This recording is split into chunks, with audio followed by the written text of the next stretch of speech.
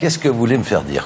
François Rebsamen, qui nous défendait juste avant de devenir ministre du Travail, se renie et annonce qu'il va agréer cet accord inacceptable. À ce titre, nous lui décernons le Molière de la meilleure trahison pour son rôle d'employé du MEDEF. Nicolas Bouchon, il dit trahison parce qu'en fait, juste avant de devenir ministre, vous avez signé une tribune qui était les contre-propositions émises par les intermittents. Pourquoi vous avez changé d'avis comme ça aussi rapidement? C'est assez simple. Quand j'ai signé cette tribune le 12 mars 2014. Le 12 mars 2014, le statut d'intermittent était menacé.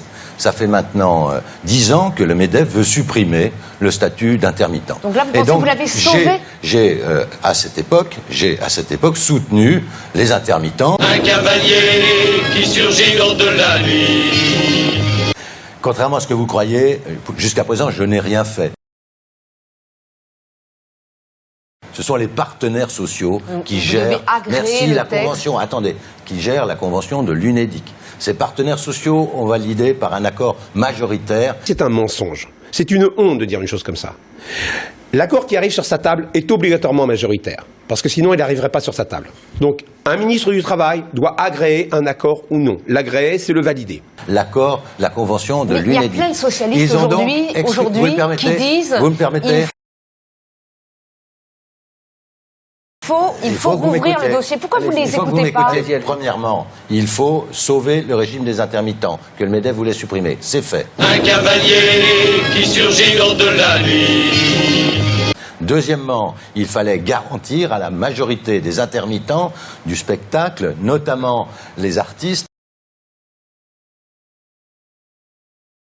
article annexe 10. Attendez, j'ai pas fini, j'ai trois points à dire, ça va aller vite. 74% des intermittents ne sont pas concernés.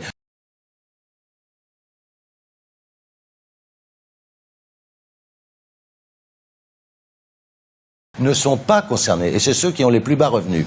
Troisièmement, cet accord a été signé par une majorité d'organisations syndicales, Force ouvrière, la CFDT, la CFTC.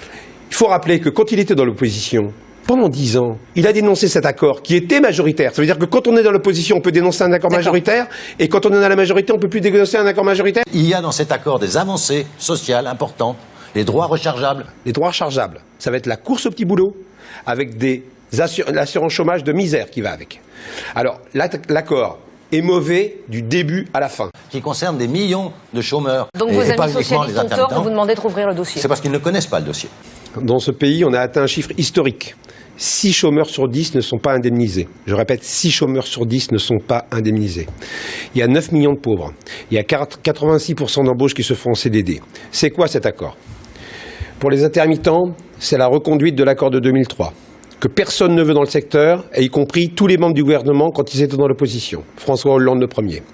Cet accord de 2003 pour les intermittents a été aggravé par 2% de cotisations qui vont attaquer les petites structures et par des ruptures de droits inédites qui sont mises à travers un nouveau différé d'indemnisation. Bref, c'est technique. Pour les intérimaires, c'est quoi? Pour les intérimaires, ils ont supprimé les intérimaires. C'est 300 € par mois en moins chacun. Les menaces de grève sur les festivals cet été? Oui, c'est inquiétant. J'ai essayé, parce que je comprends l'inquiétude, je vois bien. J'essaye de renouer le dialogue pour lever les inquiétudes.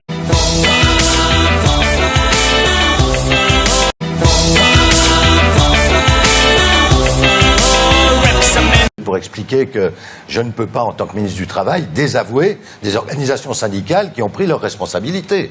Ou alors, je ne serai pas un ministre du dialogue social, du dialogue social, du dialogue social, du dialogue social, du dialogue social. Okay, le message est passé, François Rebsamen. Oui, surtout qu'à Canal, on en a beaucoup des intermittents. Hein. Ah oui, on a beaucoup. Parlons foot.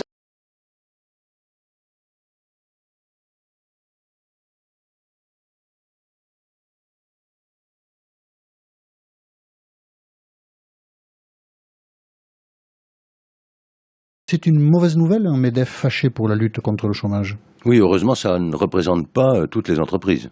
Non, mais ça représente le MEDEF. Ça dit quelque chose. Enfin, une branche du MEDEF.